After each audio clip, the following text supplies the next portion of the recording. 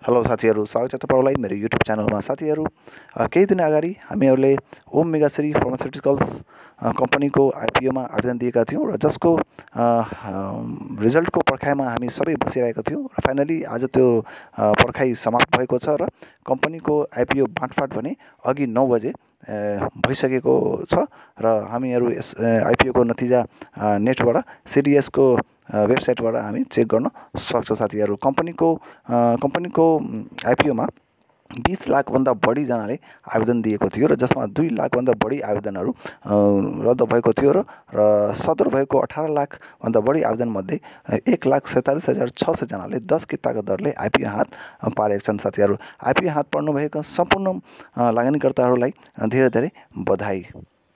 साथीहरू, आइपिओ नतिजा हेर्नका लागि सिम्पली गुगलमा गए www.cds.iporesult टाइप गर्नुहोला र त्यसपछि ओके गरेपछि तपाईँको अगाडि आइपिओ चेक गर्नका लागि एउटा डायलग बक्स खुल्छ र त्यसमा आफ्नो डिम्याट नम्बर हालेर त्यहाँ दिएको क्याप्चा टाइप गर्नुहोला र क्याप्चा टाइप गरेपछि त्यहाँ ओके गरेपछि तपाईँहरूले आफ्नो आइपिओ नतिजा चेक गर्न सक्नुहुनेछ। साथीहरू, यी थियो ओम मेगाश्री फार्मास्युटिकल्स कम्पनीको आइपिओको बाँडफाँड सम्बन्धी जानकारी।